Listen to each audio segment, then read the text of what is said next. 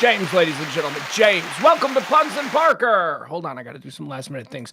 I overslept. I apologize. I did something that I absolutely never do. I laid down at 7:30 and I fell asleep for an hour. So I do apologize about being a little bit behind here. Okay, we're all good. All right, thank you. Thank you. Hey, welcome to Pugs Parker. Me Pug, he Park.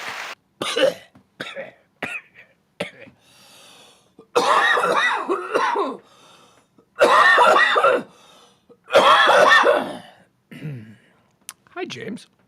You gonna be all right? I am. I just caveman ate an entire chicken quarter because I forgot to have dinner. I woke up. I fell asleep. Man, James, fell asleep watching TV. More on that in a second. Fell asleep watching TV. Woke up in a panic. Right? You ever wake up and you don't? Because I don't usually sleep during the day or in the evening. Have you ever woken up in a panic because you have no idea what part of the day it is? You're just like, whoa, hold on. I know it's not morning. That's what I experienced. I was so confused for a good 10 seconds. I'm like, wait a second, did I oversleep the show? No, nobody. So then I ran into the kitchen and I had made these chicken quarters that I like so much. I based them with this, and I just ate one like a crazy man and ran up here. Playing my music, getting set, all that stuff. My apologies, James. I'm all yours. What do you got there, friend? Hey, look at all the people already being nice in the comment section. You know, we don't always comment during the show, but quite often we go back and watch and we read the comments, and you people are very nice. Like, this doesn't even say anything except James and a smiley face, and you know what? That makes me happy. Isn't that wonderful? Isn't that wonderful? That it just, means probably nothing. It meant nothing for them to do. And yet it hit you in a way that'll resonate for the next couple of hours. Yep. Good times. Pug's joking. Look, she loves pugs too. Oh, she's Pugs, little smiley. The love.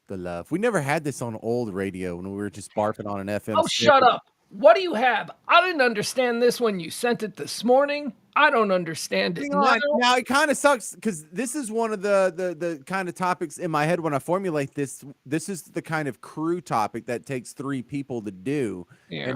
And I didn't know Emil was going to bug out on us because he has to sit 2 rows behind the Stars bench at Game 4, the freaking Western Conference Finals. Well, I can tell you that during the early morning text trio of the 3 of us, he seemed very interested in this picture.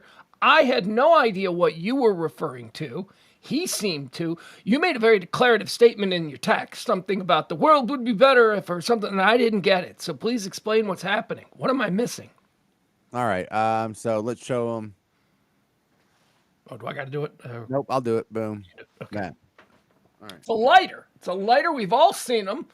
They're backyard candle lighters for outdoor things. Okay, so what we have here is what looks sort of like a lighter platypus. It's sort of like that really long stick lighter, like it's supposed to be lighting a fire from a distance, but it's also the lighter that it could be used for cigarettes. It's small enough to be carried around in your pocket non-awkwardly, right? And, I was using this thing today, and it's the perfect link for when you're lighting candles that are in jars. And most of my lighting experience, post the college weed phase, is lighting candles in jars. I bet that's a good bong lighter too, though. I bet you ran past the weed. I bet that's great for a bong. Yeah. Well, no, I'm not discounting that at all. The thing. What do you got there? Is that a torch or is that just a lazy flickering? You know what I mean? Is it like a, or is it just? No. It's a big lighter, but that little extension that's 1.5 inches, maybe 2 inches at the most, makes all the difference in the world. And the fact that when you have the candle that's in the jar that's already burned halfway through, the difficulty you have lighting that with the old school Bic lighter that does fit more neatly in your pocket, is that how do you turn it upside down but get your whole fat freaking hand into the jar so you can get close enough to the wick to actually light it. Sure. And this solves the fat hand problem. Mm-hmm. And the fat hand problem was previously solved if you had the lighters with the really long sort of anteater nose that came Those out. are grill lighters, pilot light lighters, the Yeah, long extended barrel. right. Or like if you had a fireplace with the started loggers. I don't. So this little hybrid thing does the job so well, and I'm so grateful for it. Because we are big fans of the scented candle in the Parker household. The thing is that sticks out of my mind is what the f took them so long to invent this thing for. Like they didn't have this my entire life until I don't know, maybe 5 years ago did they come up with this hybrid one, 10 years ago tops. And there's no great technological advancement. It's not like, well, we finally got the microchip technology where we can make it small enough. No, it's just a little bit longer end of a hose that's on a truncated lighter, like a sort of shrunken lighter body in order to compensate for the extended length of the little nose there. But it works so good. What took them so long to invent this, Pugs?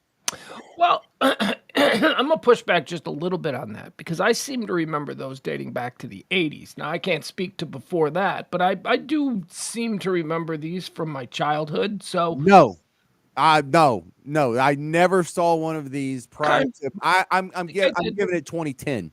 Oh no, you're totally wrong there. Yeah, no, you're totally wrong there because I know that these go all the way back to the 90s because I used to work at a bar and I had to light all the candles on the patio in the early 90s and I used one of these. And they had So the Peppa Pig snout on them like that. yeah, the little ones. Yeah, not the full on like grill light. Anyway, that's look, it's a wonderful invention.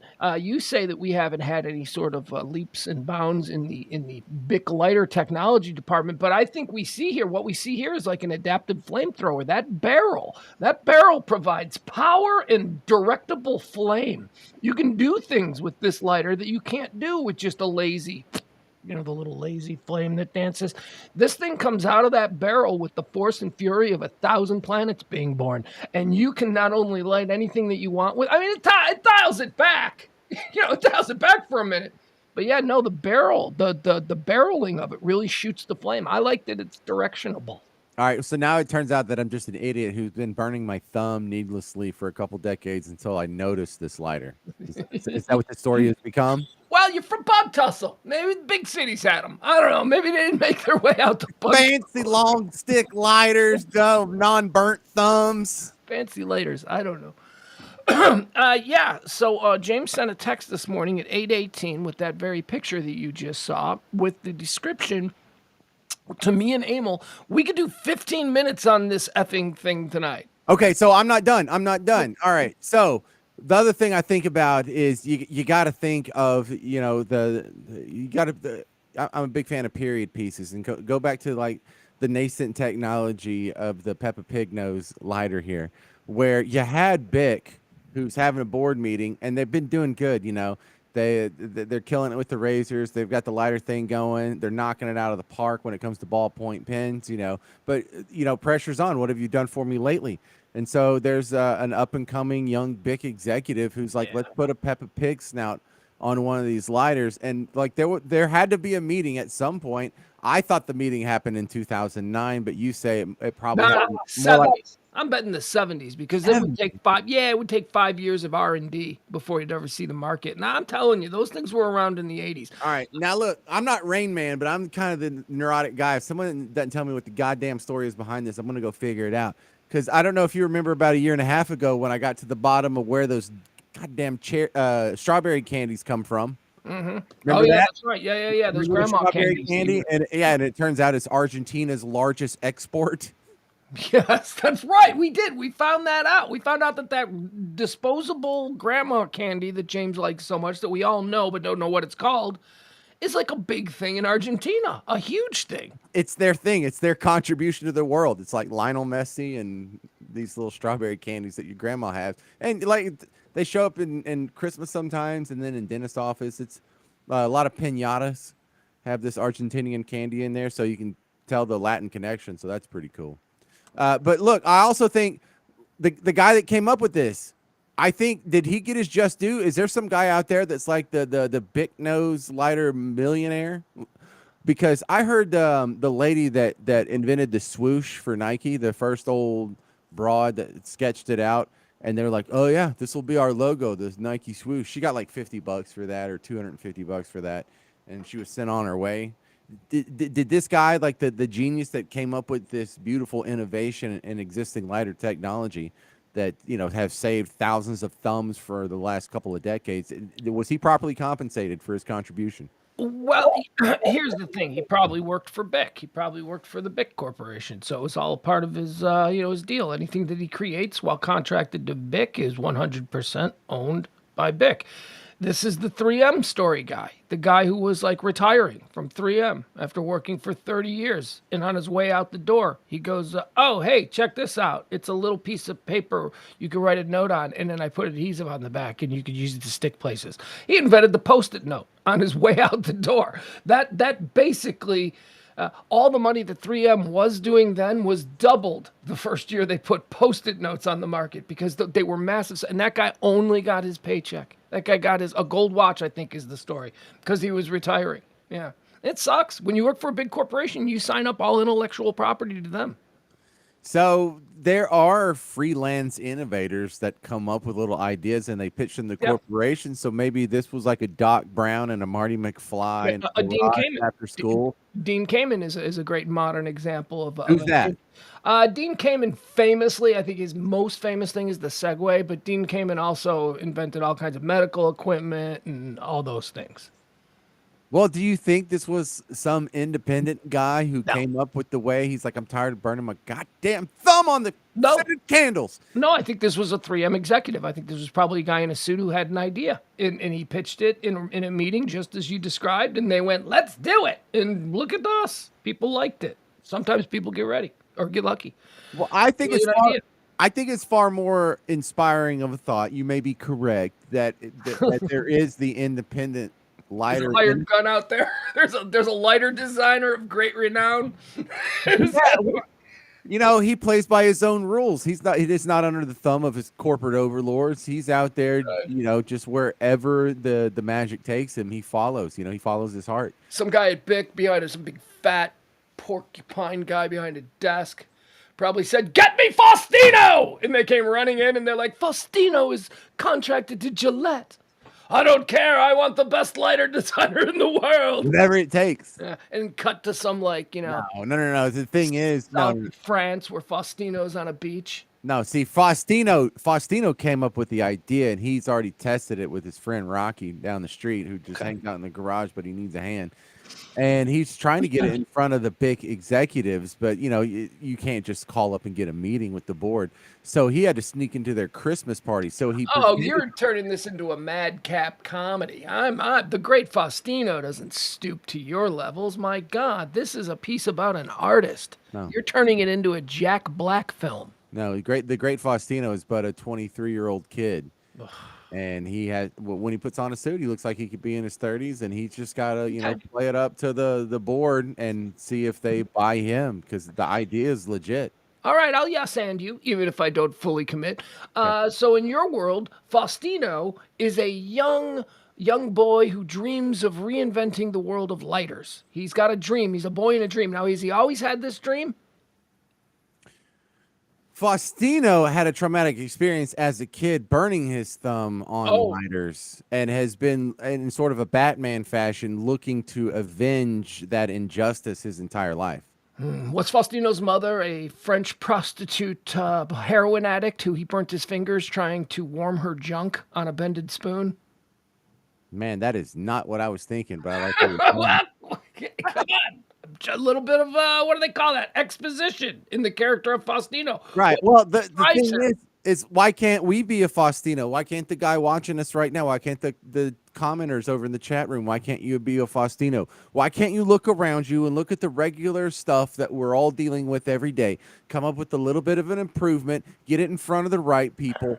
Not only make millions for yourself, but these little innovations, these little tiny things that move humanity forward in the greater sense. You know, you're not going to cure cancer. You're not going to be the first dude to do sex on Mars or anything cool like that. But you can make some sort of contribution. And the Faustino guy who made up this cigarette lighter snout, he did that. His life was not wasted. It wasn't a great contribution, but it's more than 99.9% of humanity does. And if you want your life to have some sort of meaning, do something like that. Can we address something that, since we're talking about great innovative leaps in everyday pedestrian technology, things that we, not anything that's going to help us win the next war, but, things we use every day. Let's talk about this guy, because this happened around the year 2000, James. I don't know what happened.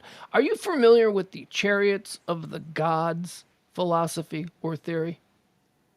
No, help me out with that one. Just real quickly, the chariots of the gods theory believes that man has made certain technological leaps in time over the course of our history, go dating all the way back to the pyramids, with the intervention of extraterrestrial intelligence. That they, all that they taught us about the wheel, and then suddenly there was a wheel. They taught us fire. All that's anyway throughout time.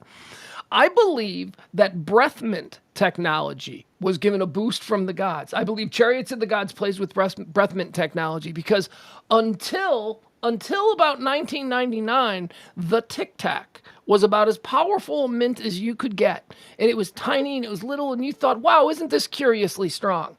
And then the Smint came down the road. And then the Altoid came down the road. And we made a jump. You compare a CERT, a 1995 CERT with Retson, compare that to an Altoid. I don't know what the hell changed in the world of breath mint technology, but they made a leap, James, that I can't account for. Start with, did you say Retson? Retson, certs with Retson. They used to say that in the commercials like I it was some know special. they did. That's why it's hilarious because I have not heard any reference to Retson outside of a certain commercial. Yeah. And now that I have a full body of evidence to Fun support fact my about Retson. Did you know what Retson was? Retson was vegetable output. oil. Oh, Retson was vegetable oil, and all products used it. It's just that someone in the marketing department of Certs decided to say, let's just mention it in the ads like it's something special. And people thought it was special, and it's not. It's just Retson. they're like, yeah, Retson. That sounds great. No, I think you're wrong with that because the Altoid 10 betrays the other direction in time. I think the Altoid is a rehash of what mints were like in like 1910 when cocaine and laudanum and opium and absinthe and I don't know, probably even quaaludes and drugs we don't even have anymore. All that crap was just like over the counter to 5-year-olds or whatever. So what Altoid said, we're going to just basically take a sugar cube. We're going to put a little bit of gum in it so it doesn't dissolve in humidity, and then we're going to put a boatload of straight up peppermint oil in there because the Altoid is the least chemically complex and most basic of the mints. So I don't think it's any leap in technology. I think it's a regression. Oh, I think it's comparing NyQuil in 1995 to the whatever NyQuil they had in 1910. Whatever they were drinking in Tombstone, with laudanum or whatever. yeah, that was just straight opium. Yeah. So I think that's what happened with the mints. We went back to the way mints were in 1910. And so it looks like a leap forward in mint technology, but really what it really was is just pulling the wheels off or pulling the brakes off of what this lame version the certs were trying to pull off in the 90s. We need to address part two of the technology leap was not limited to the traditional candied mint that you would put in your mouth. As Aaron points out, I was a big fan of the breath strips. They still got breath strips. I used to love the breath strip. Do you remember those things? Okay, they do, and so I still use them from time to time for professional reasons. I have an allergy season in the spring for 2 weeks and in the fall for 2 weeks. And in that time, I do both the strips and the spray. There's a Listerine spray. In fact, I might have one in my drawer. Yeah. No, well, Banaka. But I forgot about Banaka. Banaka used to Yeah, be. well, Listerine makes one, and then if you go to a Walgreens or a CVS or almost anything now, they have a store brand, and it's the same crap. But it's ridiculously expensive. It's like $4 just for a little squirt bottle.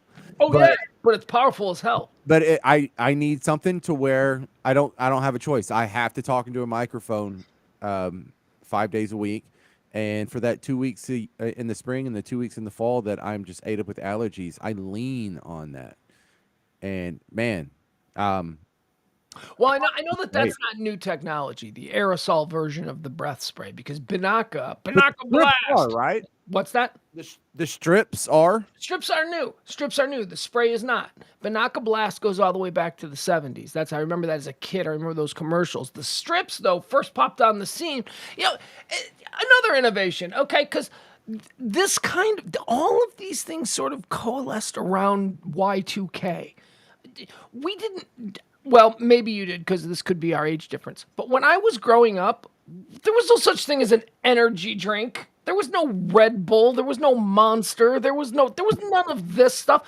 This stuff See, all came John, around about 2000 as well. this is exactly how you sound on the mint topic. You know what was an energy drink? Coca-Cola was an Right. energy drink. Dr. Pepper was an Right. energy drink. That's why you drank one at 10 and 2 and 4. It was like a 5-hour energy, but I guess they only had like 3-hour, maybe 2.5-hour energy.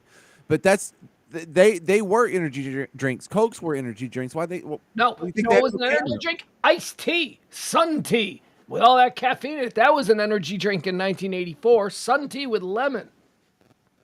okay, but it was specifically marketed Coca-Cola, Dr. Pepper, and it's funny because if you go back and you look at the marketing from back then, there must have been 80 different soda companies or companies that made forms of soda pop, soda water, and they were very regional. And it's just weird that this one out of Atlanta came to dominate the landscape, Coke the way it did. But there was like a Coke or a Pepsi or a Dr. Pepper for every almost state, almost every city. Oh yeah, and they still have it. You travel this country, you go into a gas station, you'll find their regional sodas. In Illinois, in Chicago, famously, we had RC, which is kind of national, but it was really Chicago based, and we had Canfields. Canfield, everybody drank Canfields in So Chicago. RC's from Chicago. Where was Pepsi from? Pepsi's from New York. New York City. Get a rope. Yeah. Oh, okay. Well, is that why it has such a stranglehold? Is because if it's the chosen drink of New York City, that's a pretty good toehold in the market there. Uh, no, I don't know that. I don't know that Pepsi started out as a local. Pepsi may have. I mean, I do know because I recently watched that. The Men Who Built America about the Coca Cola and the soda wars and all that. There's a whole series of those about companies, rival companies like Oh, I Coke didn't versus see the Soda Pepsi. Wars. Oh yeah, yeah, yeah. Coke versus Pepsi is a good one. Domino's versus Little Caesars is a really good one. I mean, yeah, yeah, yeah. Ooh, I would They like give that. you all the history. You'd love that shit. No, Pepsi was always like the number two. The Atlanta-based. God, I can't remember how it was that Coke broke out. It was something about their syrup. They were able to bottle their syrup. I don't know, something like that. But Pepsi was always the number two, and Pepsi's happy being number two. So Dr. Pepper, I believe, is from Waco. I know the Dr. Pepper Museum is in Waco, Is it Waco or isn't it Dublin? Dublin. No, Yeah. no, no, no. The Dublin Dr. Pepper is they just had a rogue bottler when everyone switched to high fructose corn syrup. Oh, okay. I They thought that was the base. refused, and then they started selling outside of their region, and so you're supposed to stay within your territory. But they got so popular, and they were just cashing checks, selling it, and they really got in trouble for selling in the Austin region because they're the bottlers each have their own little district and they're not supposed to cross lines, but people were crossing lines to buy the Dublin, and so they basically. Dr. Pepper is odd. Dr. Pepper is odd to me because I've lived in two parts of this country. One part of this country that drinks it like it's, freaking the nectar of the gods. And then, like the Midwest where I'm from, and I think most of the rest of the country too, Dr. Pepper's like a real spare soda. It's like back there with like, RC. it's the, yeah, yeah, yeah. But I'm weird because I've always loved it. I always thought it was like the best tasting soda. And then I come down here to Texas where it's the state drink. RC is the state soda pop of Texas where everybody loves it. And I'm like, yeah, all right, everybody loves this. But I mean, like when I grew up, Dr. Pepper was as common as Mr. Pibb. You know what I mean? It just depended on what was on sale. You'd get Mr. Pibb, you would get Dr. Pepper, you would get Sprite, you'd get 7 Up. You weren't loyal to one of those brands over the other the way we are in Texas. All right, so the dude that made Dr. Pepper in Waco, he the name for it, his name's not Pepper, and he's not a doctor, but he was trying to smash this chick, And in order to get into good graces with her dad, who was a doctor, he named the soda after her dad, thinking, if I get in your dad's good graces, perhaps he would bless, my courtship of this beautiful woman. And so he named it after the dad. The dad's like, yeah, I'm impressed. I sure do like that.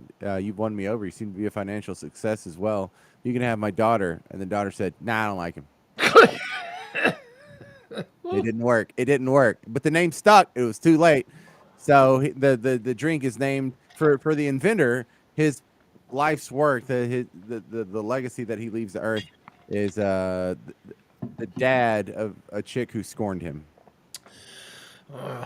What is Dr. Pepper? What was that flavor? They've always said it's prunes, but I don't know that to be true. It's not cherry per se. There's a fruitiness to it. It's a mystery fruit, whatever it is that's in there. Yeah, I would guess plum. It's like a hoisin sauce, of the soda world. It is the hoisin sauce of sodas, Meaning? meaning it's plum based.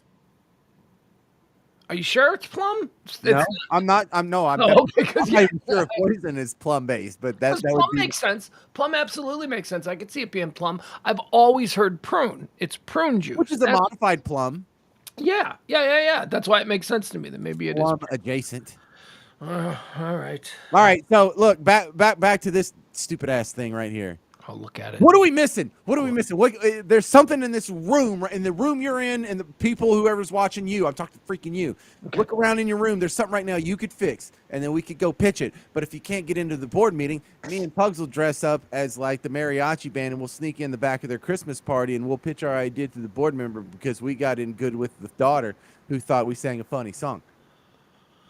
Are we playing $1 million? Are we playing $1 million idea? Is that what we're playing here? Are we just gonna start pitching $1 million ideas? Because I got a bunch of them. I got one I can just throw out. I want to know why nobody has fixed the problem that we have with vending machines in this country. Every time I have gone to use a vending machine, and I've specifically gone out of my way to get $1, because who the fuck's got $1 in their pocket these days? And then the vending machine doesn't take the dollar, right? It's like it like keeps pushing the dollar back. So here's what I want to do. Can we just get rid of the money? Nobody has money anymore. Let's get rid of the vending machines that take money, okay? Can't they all take ATMs? Can't they all? Isn't that easy to do? There you go. That's my invention. It's more of not so much an invention by addition, so much as an invention by subtraction. Let's get rid of is that really a problem? Because I think more than half of vending machines I see these days have swipes on them. No. Yeah. Well, no. Yes, yeah, that is true. You are seeing more and more, but I still see way too many. Way too many. Also, James, are you ready for this? Are you ready for this? I mentioned this the other day. This is something that I just do not understand at all. Why is it in the year 2023 all over? Let's go to my neighborhood where I grew up. Let's go to the south side of Chicago. Why is it in 2023 I need to be snarled unnecessarily in traffic by a train crossing? Why are we still stopped? What if there's an ambulance? What if there's what if a bunch of cops need to go? Everything literally stops. It's the year 2023. It's like if you're on your way home, you're 5 minutes from your house, but if you catch a 200-car train, you can see your house, but you're going to be in the car for 30 minutes. Why do we still have that? Can't we invent little bridges, little blue bridges, just little construction things at every one of these so the trains can go whoop over the traffic? That seems like that would be so easy to do. And just think of all the gas that'll be saved by people who aren't just sitting there for 40 minutes with their engines going. James?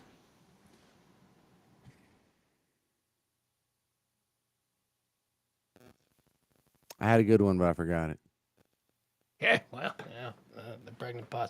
No, seriously though, trains. We should not be inconvenienced by trains. Oh no! I just remembered anymore. Because I'm gonna say something that's gonna piss you off. Because when we're in this topic about why don't we have this yet and why hasn't this innovation happened. And the popular one that comes up is flying cars, and we're all pissed about that I because don't want flying cars. No, that's are stupid. you kidding? I can't wait to see poor people running out of gas just falling out of the sky. Yeah, see, that's why we ain't having flying cars, man. They're gonna be like, I know my car. No, you don't. You're all It's right. dead. It's big. You imagine all the people that just take off from their roof pads with the check engine light on. They're all just going to ignore it. Just smoking and sparking and reeking of alcohol. What could possibly go? I can't wait. I can't wait for flying cars. We're not gonna like that innovation. No. The one that should have, like, why isn't this happening right now? Drone deliveries. Hasn't that been 6 months away for 9 years? Yeah, but again, there's a problem with that too. Why? Shit falling out of the sky, James. That's going to be. We're gonna have to get.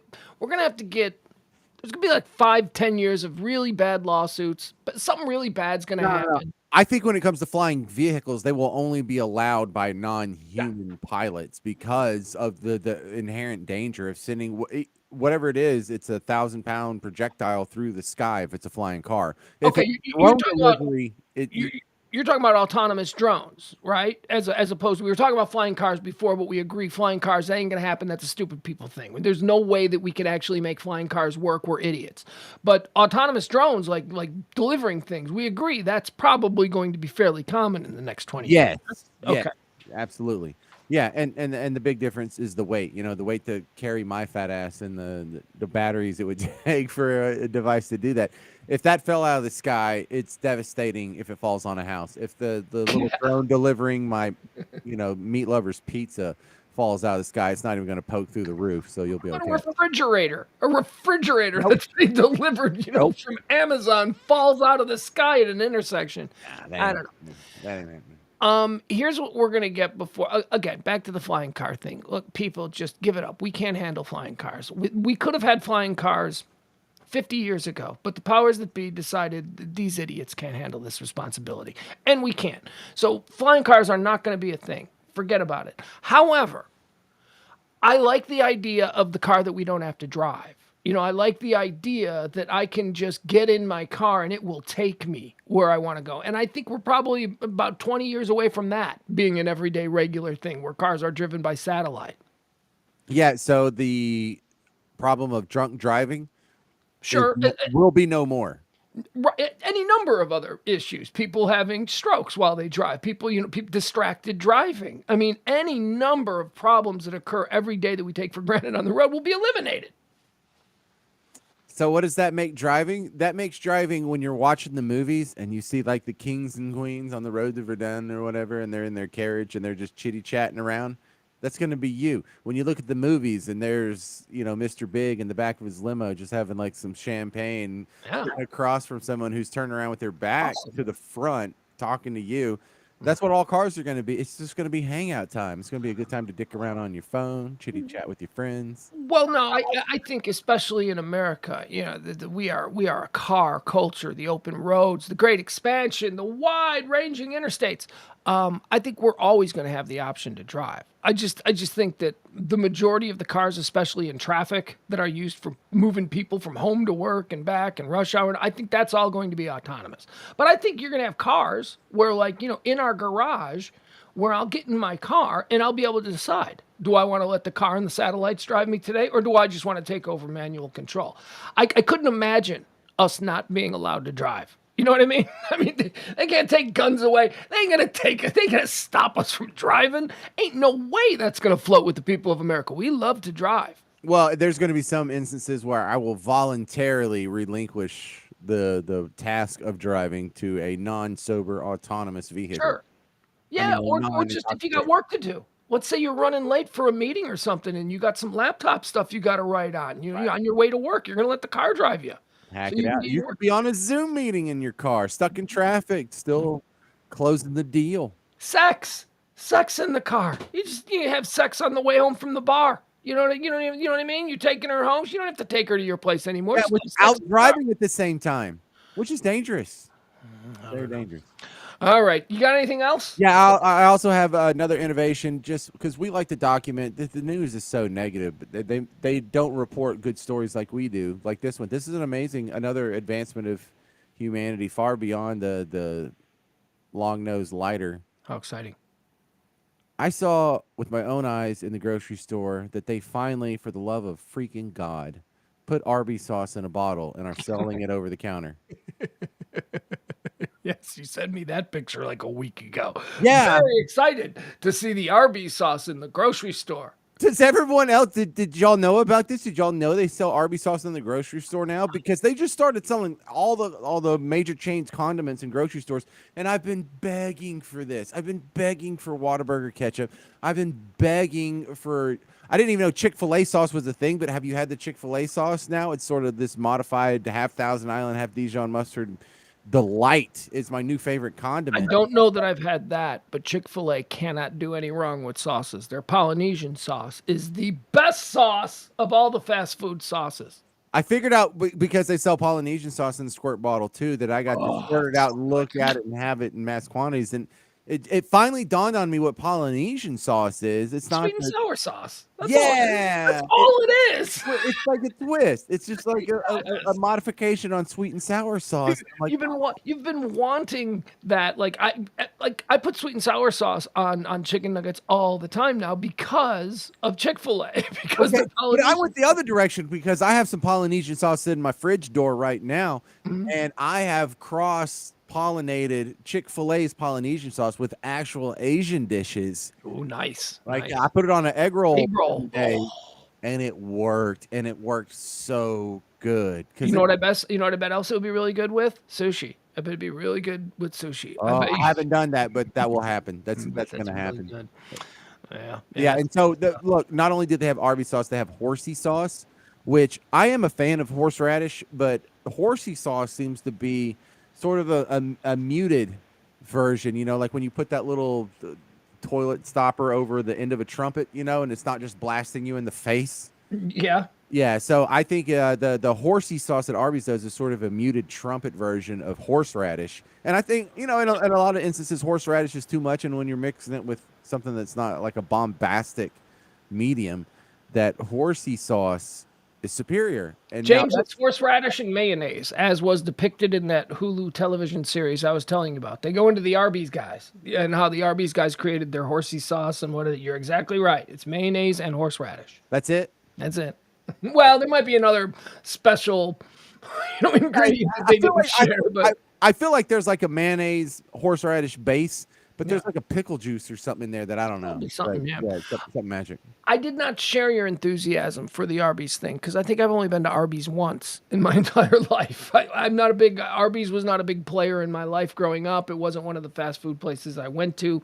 But people. I do remember like in the '90s enjoying They used to have like 5 for $5, where you could get like 5 roast beef sandwiches with cheddar cheese for like that was a pretty Oh good yeah. deal. I thought when I was like a broke ass 20-year-old, I thought that was a good deal, and that's the extent of my Arby's history. Haven't been to an Arby's in 30 years probably.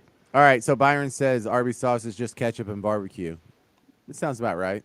I think that is right. I think that is what they said in the Hulu thing. The men who built America or whatever it is. I don't know. It's called fast food. It's called the men who built America Fast Food Titans or something like that. You'll see it. Those are good series. I like All that. right, love it. You don't share my enthusiasm for horsey sauce? No, I'm just not as familiar. Maybe if I was more familiar, maybe it was more of a player in my diet as a kid growing up. It wasn't. We never went to Arby's. Chicago's very big on their beef sandwiches. We have beef sandwiches everywhere, and they're always mom and pop beef sandwiches. So Arby's is kind of in the beef game. So we didn't really, we didn't go to a fast food place when you could get a gigantic beef sandwich for half the price at a mom and pop place. So my wife has some weird pop culture holes like that because I promise I'm going to work up this segment one day. But you would be surprised the number of chains that are not in New Orleans. Like we have a lot of chains here, like in Dallas and in Tyler. Dallas has everything. Dallas has there is not Dallas has more than is represented in the New York metropolitan area, in the Chicago metropolitan area, and that's because since dating back to the 1960s, Dallas Fort Worth was seen by marketers on Madison Avenue as a good test market. So just about every franchise that was ever franchised and looked at as being a national brand was given an initial location in Dallas. It's why Portillo's is expanding so heavily to this market right now. We have everything. We are spoiled. Everything is here But for those of you except who White aren't Castle. Can we get right, a White Castle? well, we got crystals. Isn't that close enough? No. No. Well, it's close. It's close, but it's not the same thing. So there's not an It's very Arby's in New Orleans. There's one Arby's in the metropolitan area that is in Metairie, which is kind of a drive. So it's just weird. Like you think of New Orleans, hundreds of thousands of people, and they don't have an Arby's. That is weird. Yeah. So there's Arby's is not a ubiquitous thing. I would guess by the commercials and the fact that we had one in Bug Tussle that everyone's got access to Arby's. But you don't feel bad. It's you're not the only one. My wife's not familiar with Arby's either. Well, I mean, we had them. They just weren't. They weren't that big. Like sandwich shops. Like, is that the category? See, I would put Arby's as like a beef stand, like competing with beef stands. But sandwich shops, we had. We didn't have Subways. I think. I didn't. I don't remember Subways until the '90s. But we used to have. Yeah, we used to have Schlotzsky's, which I loved. Oh God, I love Schlotzsky sandwiches. And then we had Mr. Submarine, and I don't know if that was a chain anywhere outside the Chicago area, but there were a whole bunch of Mr. Submarine. Hold on. All right, you want to jump into news? Hold on. No, wait. I want to show you something. Is this Mr. Submarine something I need to see because I've never heard of that, and you got a sly laugh going there? Yeah, famously for years and years, Mr. Hold on. Yeah. Mr. Submarine, okay, James? Mr. Submarine, very early on, signed a young athlete in Chicago to be their spokesperson. So this person made a whole bunch of cheesy, local, low-rent Mr. Submarine commercials, and he would go on to be a very famous person, and he was still forced to do these Mr. Submarine commercials on the local level. And they're famous growing up because they're so awkward, and Scottie Pippen is just not a great actor. These are Scottie Pippen commercials. these are 1990s, early 1990s local Chicago Scottie Pippen Mr. Submarine commercials, and it's very weird. He makes some odd. Here, let me see. I hope it'll work. If not, I'm just going to send it to you. Okay, it looks like it's working. There it is. Oh, we're already up. All right, here you go, James. This. We didn't have Subways, but we had these. Chicago's original submarine, Mr. Submarine. This is 1 6-footer. I can't handle one-on-one. Ladies, let's have a party. Choose from Mr. Submarine's great lineup of your favorite subs. Mr. Submarine's king-size sub, a regular sub piled high with your favorite meats and cheeses. For the best tasting meal around, Mr. Submarine is the real stuff. Chicago's original submarine, Mr. Submarine. Okay, but the famous line that, you can imagine we said to girls throughout the 1990s, hey, ladies, let's have a party. Because that was Scottie Pippen's awkwardly weird, sexually rapey Here's commercial. a 6-footer I can't handle by myself. Hey, ladies, let's have a party. And then they're sitting there. It was very rapey. It was a weird. That's what we had. We had Mr. Submarine. James, what do you got? What do you got news-wise? Oh, jack shit. I was asking you. Oh. Well, I had something that I wanted to go over with you. Actually, I got a couple of things. I brought the lighter. I can't bring everything. Yeah, no, you can't. You can't provide. Today on the show, the noon show that I do at high noon, Monday through Friday. One of the things that were trending was a Harris poll today that rated all of the national brands. It was the Harris Poll 100. It's the 100 brands ranked by public perception. So these are all brands that we see every single day of our life, whether it's Hershey's or AT&T or Chevrolet, these are all brands. And they rated the top 100 from number one, the best brand that when people see it, they go, oh my God, that is such a good brand, to the worst. To when people see it, they get turned off. So I want to play a little game with you. I want to throw out some brands, and you tell me what you think the brand perception is, and then I'll tell you where it actually came in. All right, let's go. All right. Hold on, I got to pull it up. I really thought we were going to do more on the lighter. I wasn't ready. All right, here we go. All right, brand perception. Half an hour, bro. 40 minutes almost. Yeah, no, very true. Okay. So this is a Harris poll. The Harris Poll 100 comes out every year. And this particular year, is being called the Year of the Tarnished Brands because there are a number of brands that had dropped 50 points or more in the rankings. Those are brands that were thought to be very good and now suddenly have dropping. The best example of that is Tesla. Tesla was a top 20 brand last year and now they come in at 66. Hey, dude. Not to try and run off our crowd or anything, but the Stars are going into overtime. Okay. All I right. just thought to look because Al over there points out that, hey, amigos, is E at the Stars game again? Yes, he is. He's sitting one row behind the Stars bench. There's like one row of people in between him and the Stars, and he's looking at all their backs right now. Yeah, that's where E's at. So he missed the show. Yeah. Dude, let me tell you something. I'll get back to this stupid brand thing.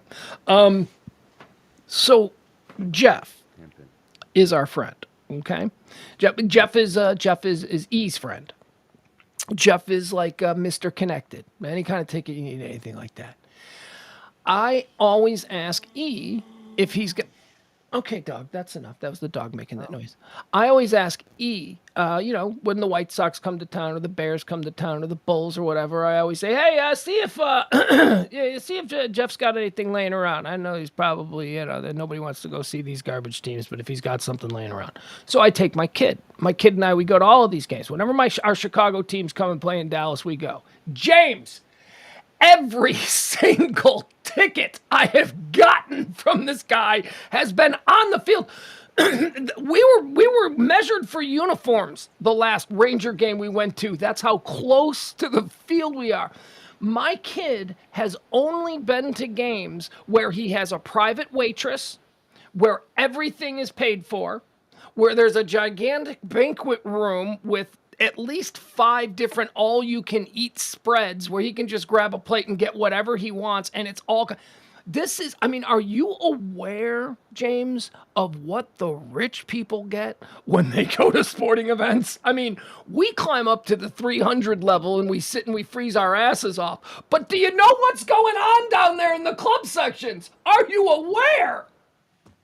Oh, I do. I do know, and I'm never sitting in the goddamn rafters again. I can't. I can't do it. I've destroyed my son.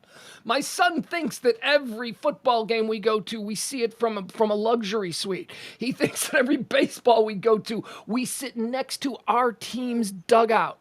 Which Yeah. is Well, what you know what? Jeff put us right next to the White Sox dugout. I mean, it was amazing. Well, remember this year I broke that rule, and me and Stephanie, the girl who's coming over tomorrow, we went to the Cowboys game. We got standing room only tickets because once you're in the house, that's all that really matters. No, No, not when you're 40 plus. no, you can't go back. Well, once you've been in there, No. it doesn't matter if you're 40. Mason can never go sit in the regular seats. If he does, he's going to be so pissed.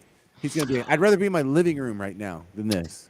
His very first rock concert we went to a couple of months back, Smashing Pumpkins at the American Airlines Center. It was a last minute thing. We weren't planning on going, but Schwartz couldn't make it, and Schwartz was going. And Schwartz is a music freak. Schwartz goes to all the concerts, and Schwartz is a man of means. So when Schwartz gets tickets to a concert, you can imagine that they are probably pretty good.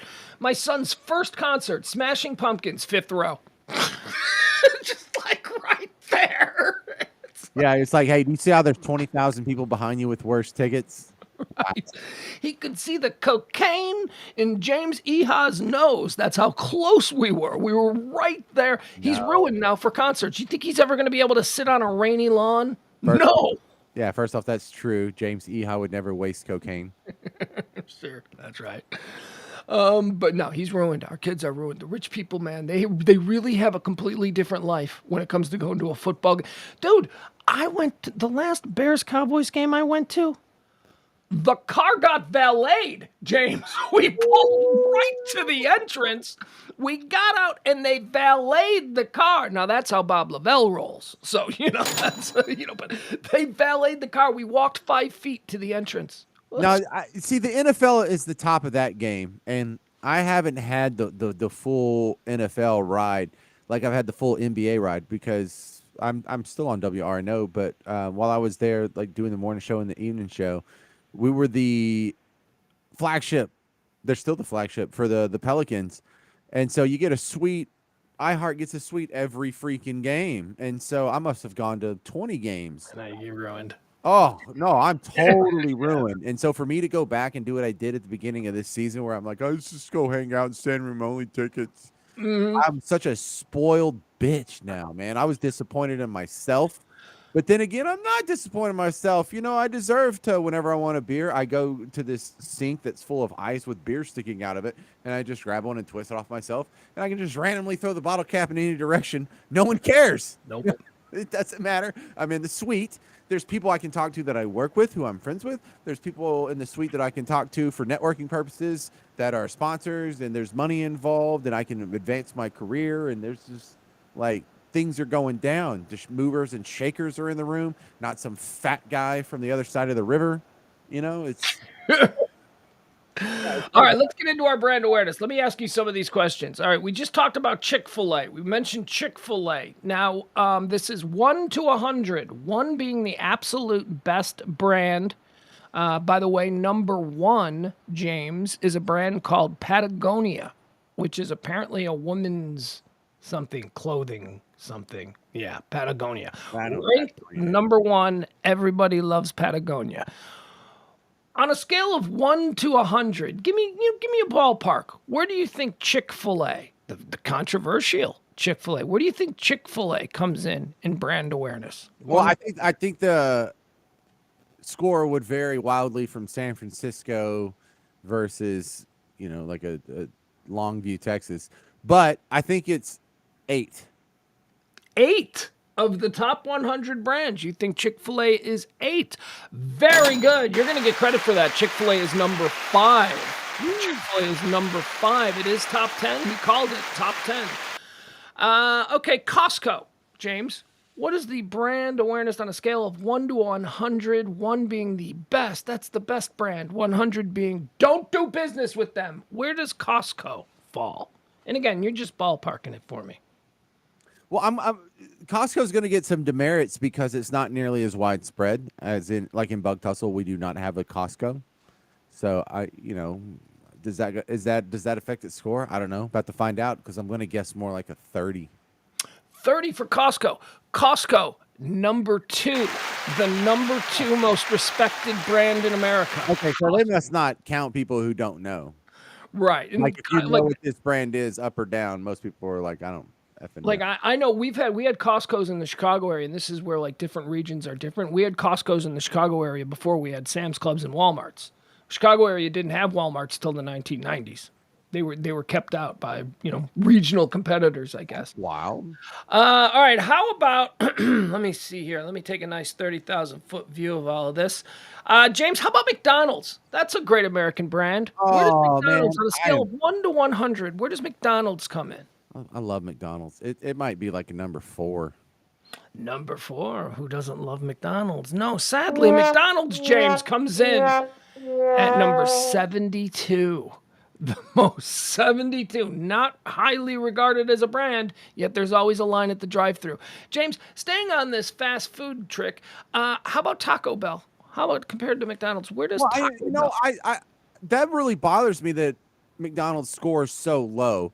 And it's kind of the Nickelback factor where some of y'all like Nickelback. Right. I love And McDonald's. And it's somebody much likes maligned. McDonald's. There's always a goddamn line. It's just really cool to say that, oh, I don't eat that trash. I'm above that. No, you're freaking not. You're not above We take McDonald's for granted. burger, you a-holes. Yeah, but I would put Taco Bell. Would you put McDonald's at 72? McDonald's came in at 72, the 72 least highly regarded brand. I would put Taco Bell up at like a 20. 20. James, I'm sorry, it's a bit of a trick question as Taco Bell comes in at 73. 73, just behind McDonald's. Well, then I am losing all respect for this list. Well, yeah, that's not too hard to do. How about Anheuser-Busch? They've been pretty controversial lately. Anheuser-Busch. Where does Anheuser-Busch come in as far as this is for by the way, What's the date on this survey? right. January of Okay, it's fine. 2023 was It's the fine. end. Okay, it's fine. But it began in 2016. So 2016 through totally fine. 2023. Totally fine. Before they did the gay cans. So they're probably like, I don't know, you would think pretty good. I would think top 30 to say, let's say 28. I cannot give it to you. I cannot. Anheuser-Busch comes in at number 57. Here, let me give you the top brands just for your own personal All right, give me the edification. top 10. Just roll through that. Top 10. Number 10 is Apple. Apple comes in at number 10. Number 9 is USAA. That's the insurance that Gronk is always trying to sell on TV. Number 8, the biggest, most powerful, baddest ass company in the world. We will all pledge our allegiance to Amazon. Amazon comes in at number 8. These are, again, the top 10 most highly regarded brands in America. Number 7 is Samsung. Samsung comes in at number 7. Number 6, Toyota Motor Corporation. Toyotas.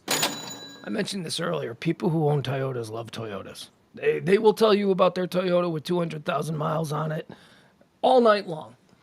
Number 5, we've already mentioned Chick-fil-A comes in at number 5. Number 4, I have a pushback on because I absolutely hate this store, but it comes in at number 4. Trader Joe's.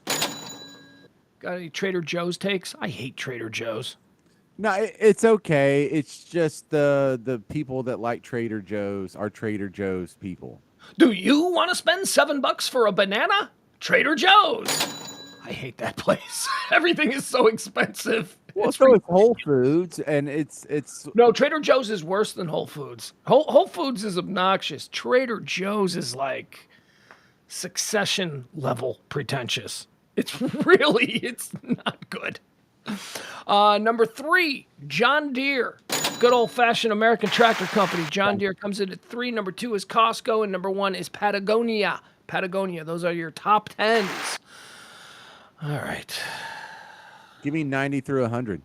Oh, you want the bottom 100. Okay. I got a video I want to show you of a fight.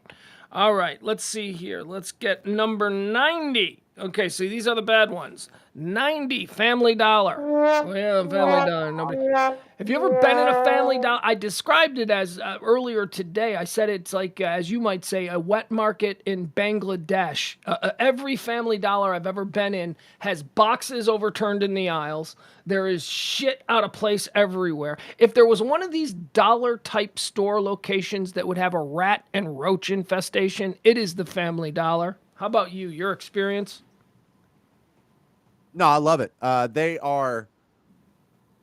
They're everywhere. Dollar General, Family Dollar, Dollar Tree. No, don't. Yes, make the distinction. We are talking about Family Dollar. Dollar Tree is magnificent. Dollar General is one that I've newly come around on. But of the dollar stores, this is the skanky one, which is why it comes in at 90.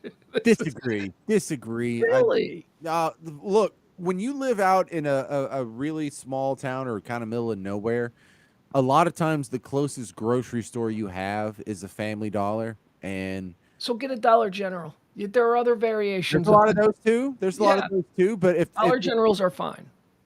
Okay. Well, look, if Dollar Generals are fine, Family Dollar should be fine too. No, there are slight variations, man. I know you're just looking at this as a very broad thing. There are three completely different experiences. Dollar Tree is clean. Dollar Tree's floors are mopped. It's brightly lit with neon and bright colors. It's like a Target. And then you go into like a Family Dollar, and it's like, again, like a wet market. Now, Family Dollar and Dollar Tree are owned by the same company, and they have started to open hybrid stores that are both Family Dollar and Dollar Trees at the same time. The green shelves are $1 or $1.25. Family Dollars, it's all bets are off. And I think Family Dollar has I think Family Dollar has stepped up its game. And okay, all right, maybe so. I don't appreciate you running its name through the mud like that. It's terrible. 91 Balenciaga. That's the Kanye West Nazi brand. That wasn't a Nazi brand until Kanye. They just did the thing with the kids, the child porn. The school. Kanye West had the private school that was the Balenciaga Academy, and there were all kinds of. No, they did some photo shoot where in the foreground was the text of a Supreme Court decision that was about like kiddie porn or something. Number 92, least respected brands in America. BP, British Petroleum.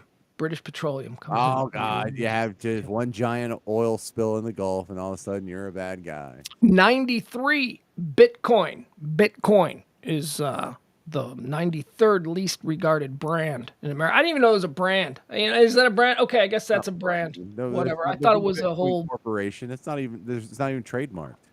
Number 94, TikTok. TikTok is the 94th least highly regarded brand. Spirit Airlines in 95, which is a joke. Spirit Airlines is a joke. I mean, people joke about, yeah, flew my mother-in-law into town, but it's cool because she's on Spirit Airlines. You know what I mean? You're a punchline as an airline. That can't be good. Well, I see that as a good thing. I'm like, what's the crappiest airline? Spirit. All right, let me look them up because they're probably the cheapest. Yeah, for a reason. I would never go near a Spirit Airlines flight. But okay, Man, Value Jet. I'm not flying Value Jet either. Dude, if you're gonna give me like $50 off my ticket, I'll help you load the suitcases. Oh, yes, of course you will. All right. Number 96, Meta. Number 96, Meta is the Facebook parent company of WhatsApp, Instagram, and Facebook, right? 97, Twitter. 97, Twitter is the 97th least highly regarded company in America. It's the bathroom wall of the internet. We all know it's atrocious and horrible and full of just rotten, hateful crap, but we're going to read it, aren't we?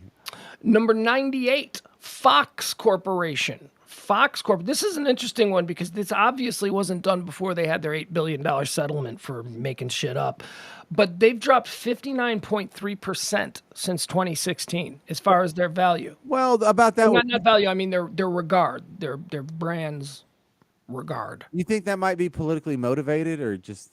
Well, I think everything Fox is politically motivated. Yeah, I think maybe a little. That's the reason. Because that brings. Well, you just hold your hats. Hold your hats if you think that one's politically motivated. The number 99 least highly regarded brand in America, FTX. What? FTX. The currency exchange? Just went belly up. Yeah, FTX completely belly up. It's number 99. Number 1, the Trump Organization, the 100th least regarded brand in America. Okay, I want to get through this. I want to show you. I want to show you something from Fort Worth because as long as I've got my connection and I'm able to share things, we need to see this. How would you like to see a bunch of heavyset ladies throw fists in front of a club in Fort Worth? Is that something? It. Is that something I could interest you in? Please, God. Because this happened last night. All right. Let's make it big. Ladies. I don't know what's up. All right, here. Ooh, first of all, can I just tell you, what an amazing camera. I don't know what kind of phone this person shot this on, but the resolution on this camera is spectacular. Well, no. It's spectacular because it's in low light. And it's kind of backlit because the stronger light is coming from sources that are behind the subjects. You know, you have a little street light in front of them, but you're right.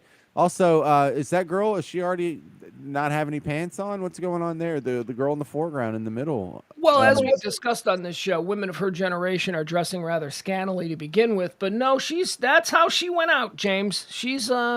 That's how she went out. All right, so can not to be like nitpicky, but Fort Worth, where in Fort Worth? 7th Street. This is on 7th Street in Fort Worth. This is, I don't know that this is in front of a bar, as that doesn't look like a bar. It's a little bit too well lit, don't you think? To be That's a donut shop because it says so on the awning, but it looks like it's in a strip mall of some sort, and so I'm going to make the assumption that the bar is in the strip mall. Oh, that's a place called Hertz Donut. Yeah. I get it. Like it that Hertz Donut? Yeah. Yeah, Hertz Donut. I get it. Okay, let's watch what's happening here. These two gals, these two Audrey Hepburn types. Apparently, they've had a disagreement. And you mean like classic beauty? Classic, sophisticated, yes, elegant. Here they go. They're locked together like a couple of bull mooses right now. I always like trying to guess on like what do you think they're arguing about? You know, are they arguing about string theory or quantum mechanics? You know, Planck time, Big Bang, singularities. They're heavy women probably arguing over a boy. Why do I keep mentioning that they're heavy? Because they're almost naked. And, you know, God, the confidence, the misguided confidence of some women these days. I just don't get it. All right, let's watch. She's got her... Oh, there she's gone. All right, did you see that? Wow. Oh, my God. She's been thrown down the steps. Well, and she didn't fall real smoothly either. Like, she hit every step. Ow. Boom. Okay, she went on your head, so she's fine. All right, but is she coming back? Is she? Look at her. Bum, bum, ba, ba, bum, ba, ba, bum, ba, ba, bum, bum, bum, ba, ba, bum, ba, ba, bum, ba, ba, bum, bum, ba, ba, bum. Oh! Here they go again. All right, it's cool, guys. We got more large girls getting involved. Two more large girls have arrived on the scene, and maybe we are moments away from a boob popping out or something, which is always a Yeah, possibility. well, and also the downfall of all girl fights is when they resort to hair pulling. That really just freezes the action. All right, here we go. Guy's got a box of donuts right there. He You just can wants- see this girl's butt. Could you see her butt all day? Is this just because she's bent over and did she Yeah. just? I think she went out wearing a black thong and like a sheer dress. I covering. can't get my wife to dress like that, and she has a great body. You don't want your wife to dress. This is obnoxious. All right, this guy here, he's gonna fix it all. This guy's the voice of reason. He's the blue helmet. He's the peacemaker. There you go. Let's see how this works out for him. Hey, all right, so the girls they're locked up on the ground. Look, first of all, look at her throwing the guillotine leg. Like the one on the bottom is fighting for a position here. She knows what she's doing. Working on his hard. Look at her. Oh, she's in her guard and she is just raining punches.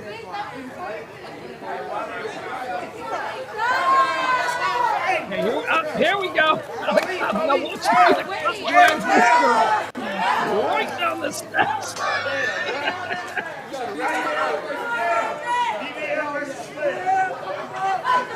All right, she's going for a ride. This one should just pretend like she's injured and go to the hospital. For you little leaguers out there, if you're ever in a fight where a whole bunch of people are getting arrested, chest pains, you got hit in the head really bad, whatever it is, let everybody else go to the jail cell. Let them take you to the emergency room. Trust me, you'll be better off, and by the time you're done at the emergency room, you will have been processed. You won't have to spend any time in jail. Yeah, and then you'll pass the breathalyzer. Yeah, absolutely. That's the other thing, drunk driving. Any kind of, not even drunk driving, or any kind of, you get pulled over and you're going to jail. I don't know what that's for. Well, maybe you're into some shit. I don't know. I don't ask questions. But chest pains, I ain't going to jail. You are not taking me down to county. You're taking me to the emergency room. Look at me. This could this could be a possibility. You cannot gamble that I'm not having a heart attack right now. Look at me. I love the quick juxtaposition there of Al saying, "Oh, what? There's no cops in front of a donut shop," and then 6 cops show up within seconds. And then they all, yes. Or Well, they what's had to Al? finish their crawler. Yeah.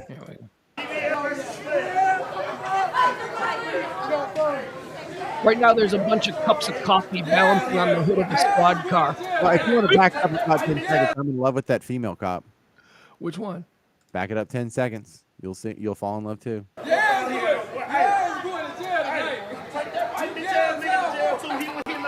That one. Yeah, no. There's a better shot of her. No. Go back up more. There was another shot of her from the other direction. I don't know. She's not. You're being weird. You're doing that bartender thing where a bartender gets like 3 to 4 points added to her hot score just simply because she's a bartender. You're doing that with female cops. cops do that. Yeah.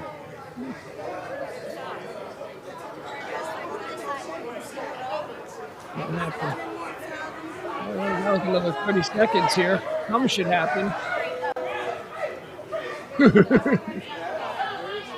No, girl, you gotta go to the hospital. These kids, they don't know. You gotta go to the hospital, because you're going to jail, and you don't want to go to jail. You don't want to spend the next 12 hours of your life in jail. You know how hard it is to fake a heart attack when you're 24? Oh, they can claim anything. Man, look, cops, they'll take you. They don't want to roll the dice on that shit. You could, you're a 20-something-year-old. You can claim any disease you want. You can claim, you know what I mean? I'm having seizures. I gotta go. You know what I mean? You can do whatever you want. You just gotta be I smart. got lupus. Whatever. I don't know. Whatever you Rickets. have. Just never go to jail. Never go to jail. Go to the hospital. Don't let them take you to jail. It'll be awful. The hospital will suck too, but it'll be 100 times better than jail. All right. Yeah. Well, also just throw out a disease that doesn't exist anymore. Rickets. Rickets. Yeah, rickets is a good one. I don't know if rickets is. Sorry, officer. I'm suffering from scurvy. All the pirate diseases. I have beriberi as well. All right, I'm on Dysentery or something. I don't know. dysentery. Yeah. Yes. Only thing that can fix me is a quaalude. Tsetse fever. I'm suffering from tsetse fever. All right, I got nothing else. There, he's gone.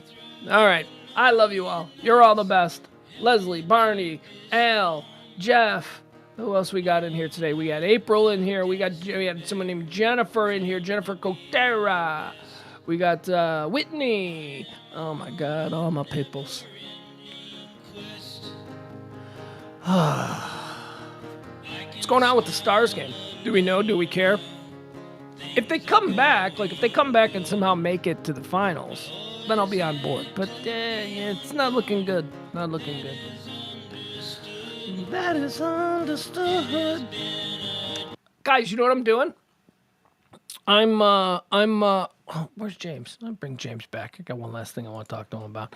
James, ladies and gentlemen, James is back. So, James, I'm starting to rewatch. I think I mentioned this last week, but I'm starting to rewatch Friday Night Lights.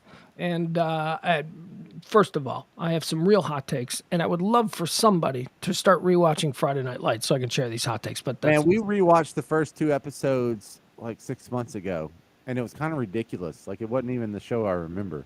don't watch the first episode. Skip over the pilot. The pilot where Jason Street breaks his neck and all that. You don't need that. And a new pro tip that I've discovered here in rewatching the season: anything that deals with Jason Street and his rehab, or Jason Street and Lila, or Waste of Jason time, Street, isn't it's a waste. Just fast forward through all of that stuff. It doesn't matter. It was just something they committed to in the first episode, and they had to let that storyline play out. It means nothing for the rest of the series. Fast forward through all the Jason Street. Watch it the first time. Understand what he went through. But if you're on a second view, you don't need any of that nonsense. Anyway, here is what I wanted to talk to you about. And I wanted to do this tonight because I got all caught up last night. And then today on The Freak, they spent 30 minutes on this. They brought in Paul Corvino, who is the general manager. He's the boss there at The Freak. They brought him on as the expert. And they spent 30 minutes talking about Succession and all of Succession that has led up to what is going to happen on Sunday night. Now, James, we don't have another show before Sunday night. Sunday night is the series finale of Succession. It is going to be almost 2 hours long. I believe it's an hour and 40-minute episode. It's basically like a movie. You're going to settle in on Sunday night and you're going to watch Succession, the movie. And they did a really good job on The Freak today with Danny and Reiner and Sharoy, and it was Paul Corvino, who was like the big Succession freak. So he was the center of it. But I wanted to ask you, are you all caught up? And what is your thoughts on this season? Because there was some talk early on this season, especially right around the time that Logan died, that people were like, "God, jump the shark!" And I'm like, I don't think so, man. I think this is really building up to a super tense conclusion. So are you caught up? Where are you? I'm all caught up, and I have the same feeling I have about Succession at Game of Thrones, to where going into this last episode, what they've already done can't be ruined by a bad last episode. Exactly. Yeah. So like in Game of Thrones, after all this came together, after the Battle of the Bastards, after the battle against the Night Walker, after the battle, all that crap going down, the afterthought was who's going to end up on the throne. And so the afterthought of this, And we knew somebody had to. So, I mean, people were going to be upset. I was not upset by the final episode of Game of Thrones. It wrapped it up. It answered the question. And I wasn't angry the way some people were. no, and I thought it was clever because nobody was rooting for Bran the whole time. Nobody thought about him. No, and so like, what, did he run out of battery? Is that what happened? Oh, he's gone. All right, I'll finish my thought and then close this crap out. I think Succession's the same way. If the guy that no one sees coming is going to end up with it, that would be Greg. But really, the only thing we need to wrap up is which kid's going to end up with it. Is there going to be a combination of the kids? Is it going to end up in someone else's hands? But it's already done such a good job wrapping up all these other storylines that it's a win. You can't screw this up at this point. You know, like Seinfeld's finale was less than stellar, but it doesn't ruin the series because the series all the way up to this point is so good. You can't ruin it. So that's about it. Oh, he's coming back. I will unmute him. I will put him up. There you go. Bugs Boo.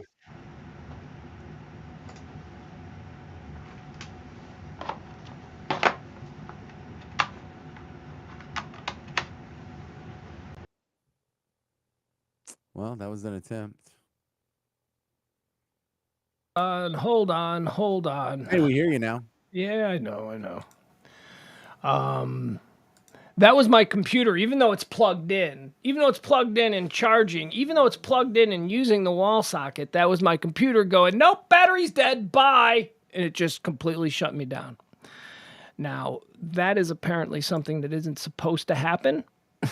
Apparently, as long as I'm plugged in, I'm supposed to be safe. That is not my reality.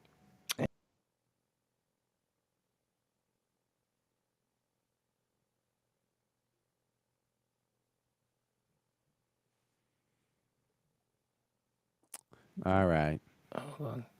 Dude, just say bye. Your crap it's gonna crap out again. Can you not hear me? I can hear you. We can all hear you. Go. Okay, hold on.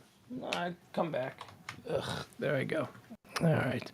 Yeah. All right. So go ahead. Finish your thoughts. The stupid computer. That's all. It went from 100 battery power to 0 in 1 hour and 17 minutes while plugged in to the wall and showing me the electric bolt little signal on Hey, the we get it. I was just gonna say hate it doesn't even matter how Succession ends. It's already a good show. They can't screw it up. Okay, but because I wanted to get this with you, and I'm glad that you're all caught up, and because the ending is Sunday, who gets it? So this is what I want to know. Who gets the job? This whole series has been about who's going to succeed their father. Their father was a Rupert Murdoch type. Who is going to succeed him? Succession. So who gets it? What are we looking at? You know, I think if it follows the Game of Thrones, then Madsen would have to end up owning it, and he would put Greg in charge. I think that would be the Bran ending. I think the more likely scenario is that the kids get it, and that's Roman, Shiv, and Kendall. But that's sort of the expected ending and the most likely. So if you want to discount that, I totally understand. I also see a split off of a Kendall or a Shiv getting it with a side deal, but I don't know what that would necessarily look like because Shiv's already trying to sort of pull off a side deal with Madsen as it is. And Kendall already has some other connections that if he needed to throw $1 billion at it, he could have the backing. And we know that the promise from Madsen to Shiv was real because when meeting with the president-elect, Madsen offered the idea of an American CEO, which would then confirm to Shiv that Madsen was serious. Because why bring that up with the president? Madsen seemed very sincere when he was trying to negotiate with the incoming president. All right. So who's going to get it? So do you have somebody who's going to get it? Because I very much have somebody. If I have to put my money on one of the squares on the roulette table, I'm saying Kendall. Okay. All right. Now, let me tell you what I think is going to happen. And I think we saw it in the last episode. I think, obviously, Roman is not going to get anything. Roman is having a severe breakdown, as was, is trying to eulogize his father. And then the way the last episode ended with him in the middle of the protesters, basically getting his ass kicked, getting stomped. He's out. He has proven in these last couple of episodes that he's a poser when it comes to his father. He doesn't have it. He collapses. He crumbles. He's losing his shit. Shiv, no way. Shiv is going to get done dirty by Madsen. Madsen is using Shiv. I think Madsen is using the entire Logan family as a toy to play with, like a cat with a ball of yarn. And I think he's taking some perverse joy out of what's eventually going to be a major fuck you to Shiv Roy, who, as was pointed out on The Freak today by Paul Corvino, which I thought was very astute, Shiv Roy has always thought she was smarter than she is. She's the character in that show that has always believed that she's a couple of steps ahead, but she ain't. She's actually getting outfoxed. So I don't think it's going to be Shiv. I don't think it's going to be Kendall. I think Kendall's going to die. I think we're going to see the death of Kendall. I don't know whether it's going to be suicide or whatever, but something terrible is going to happen. Ladies and gentlemen, the new chairman of Roystor Royko, I believe, when this is all over, is going to be Tom Wamsgams. Tom Wamsgams. There is something going on between him and Mattson of Gojo, who is coming in to acquire the company. There is something going on where it seems like they're adversarial, but I think there's like some level of respect from Mattson to Tom. And that's who I think is, that's what, when it's all over, I think it's going to be Tom Wamsgam, the guy who was a climber from the very beginning. A horrible person who was only out for himself and his position within this company it's going to be the Game of Thrones conclusion that we wanted with Game of Thrones. It's going to be Joffrey on the throne at the end of Succession. Right. Yeah, I wouldn't put him as the equivalent of Joffrey, because Joffrey little more inherently menacing than that. You know, Tom's sort of a benevolent form of evil. You know, like I wouldn't be scared to get in an alley fight with Tom. Oh no, I'd kick Tom's ass. Tom's a pussy. Tom is definitely a pussy. He's a soft boy, but he's a terrible, terrible person. He's mean. He's cruel. He has absolutely no compassion for people he's competing against. And you know, I don't know if that's on the tennis court, but I certainly know it is in the boardroom. He is a backstabbing son of a bitch, that Tom Wamsgams. But I love him. I love the character. I love the character. I really love the Greg character. But Yeah, where do you think Greg ends up? How does it, I think Greg ends up sitting pretty damn close to Tom, and I think Tom takes over, and I think Greg is up there in the executive office. Greg gave up $100 million to try and win Logan's favor. $100 million. He was going to inherit $100 million from his grandpa, Logan's brother, and he went with Logan instead of the guaranteed $100 million. So Greg better have a plan. That's my point. Yeah. I think I'm pulling for him, but I think we're supposed to be pulling for him, which makes me think he's not going to get it. You know, like everyone was pulling for Jon Snow, so they're not going to make it Jon Snow. But, you know, the evolution of Cousin Greg has been really interesting because they used him as a device early on to be the doe in the woods. We were supposed to see this world and be introduced to this world through his eyes. Through, you know, dopey Greg. All of a sudden, now he's hanging out with the Murdochs. But after he turned his grandfather down, after he turned his back on his grandfather and decided to back Logan, Greg changed. The character of Cousin Greg changed. He became more manipulative. He became more opportunistic. I mean, he's flat out now in this last series. He is flat out now saying to people, well, what's in it for me? Which is not something that Cousin Greg would have said in season 1 or season 2. The evolution of that character, I think, has been masterful. And we find out on Sunday. When does it drop? When can I watch it? 8 o'clock. 8 o'clock, the final Succession. A full 1 hour and 40-plus minute episode. How exciting. Oh, hey, my wife texted you. Text her back. Wait, what? Wife texted you. Text her back. Oh, when did she text me? Earlier today. No, she didn't. Okay. Oh. No. What's her area code? Because I wouldn't have her number. So what's the area? New Orleans, 504. 504? Yeah, no, she didn't text me. All right, no, I don't have one. Tell her to call me. We'll get it all figured out. Okay, there goes James. All right, there you go. I'm glad we got into Succession talk. Best is yet to. All right, so now the show is plugged into the wall. It has 0% battery power. And it says that it is plugged in and it's not charging. It's just plugged in.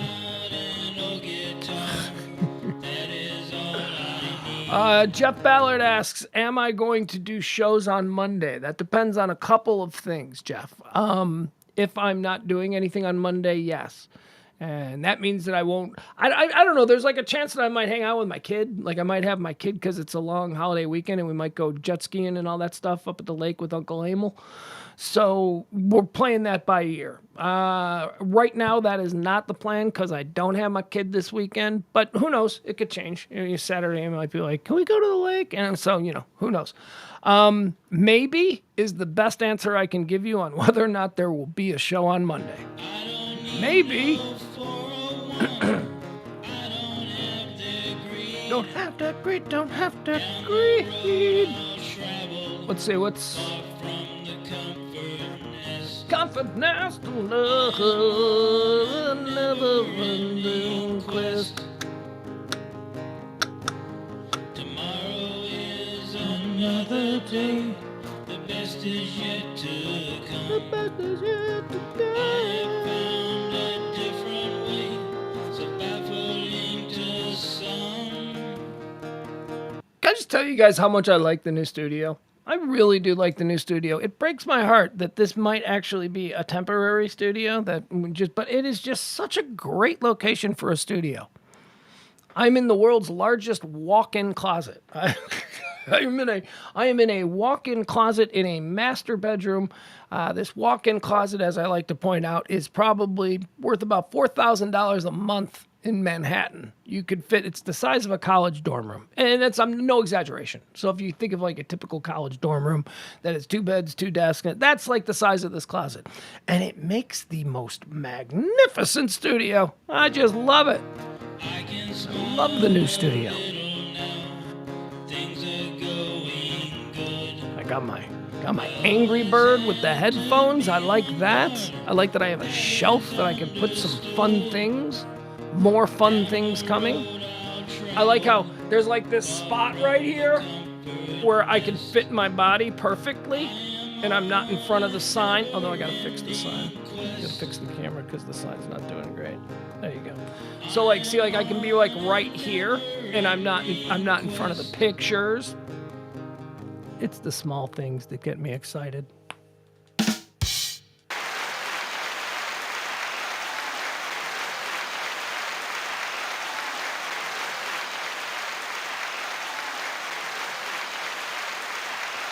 Look at that stupid dog.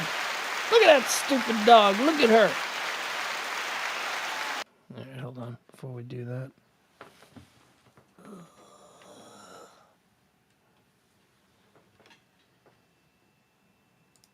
Yeah. Look at her. That's how she spent the whole show. She just spent the whole show on her little bed right here in this gigantic walk-in closet. That's CeeLo. Yeah, I'm talking to you. I'm talking to you. You want to go outside for a walk?